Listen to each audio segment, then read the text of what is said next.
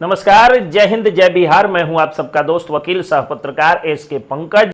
आज मैं एक बात करने आया हूं कि मेरे दोनों तरफ जो आप तस्वीरों में देख रहे हैं, ये दोनों एक वायरल गर्ल हैं। एक तरफ वायरल गर्ल रंजीता है जो कि रो करके गाने के कारण वायरल हुई है, और एक तरफ वायरल गर्ल प्रिया सोहानी है जो कि अपने श्लील नृत्य के लिए जानी जाती हैं।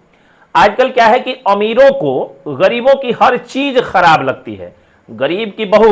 अगर सूट पहन करके भी निकल जाए और सूट पहन करके एक रील डाल करके, रील बना करके व्हाट्सएप स्टेटस इत्यादि में भी लगा दे तो इन लोगों को वो अश्लील नजर आती है। गरीब की बेटी अगर छत पर बारिश के दिनों में पूरा कपड़ा पहन करके और एक डांस करके और रील बना करके इंस्टाग्राम पर अपलोड कर ले तो अमीरों को वो अश्लील लगता है। अपने बेटी बहन के साथ, अपने घर की बेटी बहन, पत्नी, चाची, दादी के साथ बैठ करके कपिल शर्मा शो में सनी लियोनी का कॉमेडी देखना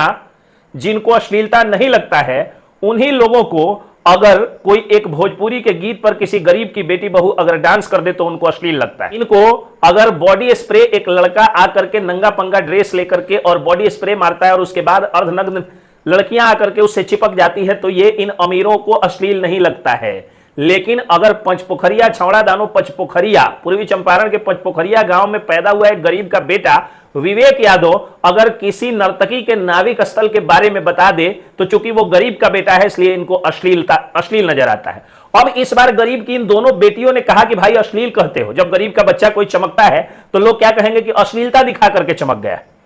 मतलब कि अमीर शत्रुघ्न सिन्हा की बेटी सोनाक्षी सिन्हा अपने पेट पर या नाभिक स्थल पर सलमान खान से चिकोटी कटवा ले, वो एक दूसरे धर्म में शादी कर ले, उससे वो इन लोगों को अश्लील नहीं नजर आएगा।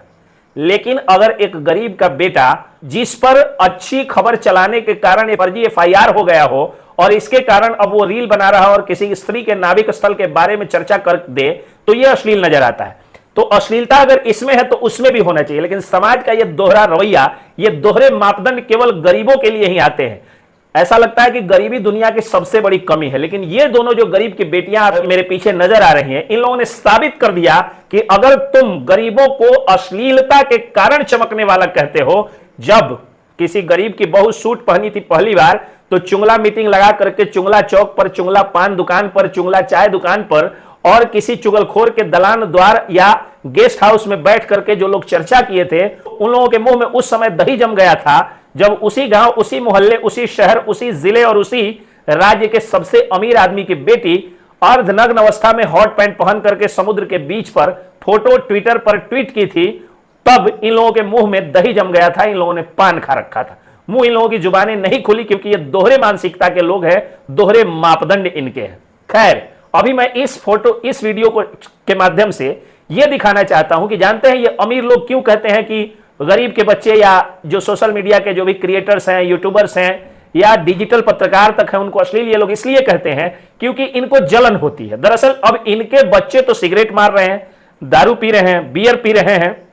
इनके बच्चे बाप के कैश पर ऐश कर रहे हैं, उनकी अपनी पहचान अपने बदौलत बन नहीं रही है, जिसके कारण जिनकी पहचान अपने बदौलत बनती है उनको ये लोग कहते हैं कि ये अश्लीलता के कारण इसकी पहचान बनी है। जबकि सच्चाई ये है कि ये दोनों बच्चियां जो एक गा रही है और एक नाच रही है, इसमें आपको कहीं से अश्लीलता नजर नहीं आएगी। एक तरफ एक बच्ची जो है वो साड़ी पहन के नाच रही है तो कभी फुल बाजू वाला ड्रेस पहन के नाच रही है, और दूसरी तरफ दूसरी बच्ची जो है वो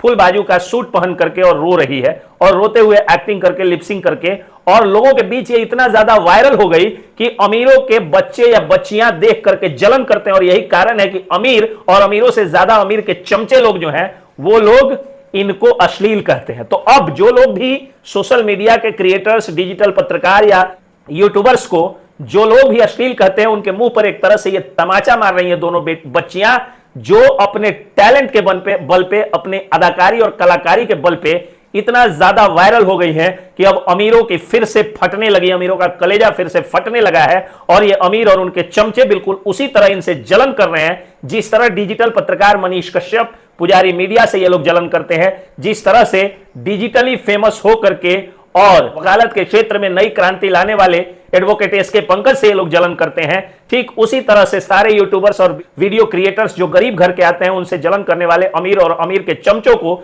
ये दोनों बच्चियां जो है वो उनके मुंह पर एक तरह से जूता मार रही हैं, एक तरह से तमाचा मार रही हैं। देखिए कितना सुंदर ढंग से ये दोनों बच्चियां वायरल हो गई। और इसीलिए मैं कहता हूं कि डिजिटल पत्रकारों को, यूट्यूबर्स को और क्रिएटर्स को फर्जी मुकदमे से या यूट्यूबर कह करके, अश्लील कह करके और उनको बेइज्जत होने से बचाने की जिम्मेदारी समाज की इसलिए भी बन जाती है क्योंकि ये डिजिटल प्लेटफॉर्म ही है, ये सोशल मीडिया ही है जहां एक गरीब का बच्चा भी स्टार बन जाता है, जहां एक मध्यम वर्गीय परिवार में पैदा हुआ मनीष कश्यप पूरी दुनिया में और बड़े बड़े सैटेलाइट चैनलों पर उसको दामाद की तरह लोग पूछते हैं। और ये डिजिटल मीडिया ही है जहां पर एसके पंकज एक मामूली सा अपना ड्रेस और जूता पहन करके, कोट लगा करके और नेकबैंड बांध करके और जूते में भी मोजा का पैसा जिसके पास, जिस एसके पंकज के पास नहीं था, वो पहुंचता है वकालत के क्षेत्र में और बिना किसी दलाल, बिना किसी वीटी के और बिना किसी भी अपने परिवार या संबंध के पहले से वकालत के क्षेत्र में काम किए हुए चमक जाता है। मुझे आज भी याद है